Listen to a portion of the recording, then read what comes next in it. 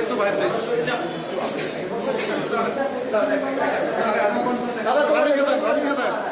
পিছনে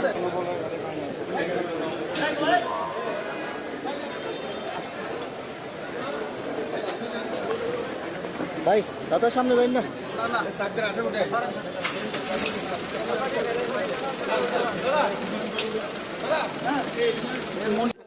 তাকে সর্বোচ্চ 8টি মামলায় গ্রেফতার দেখানো হয়েছে।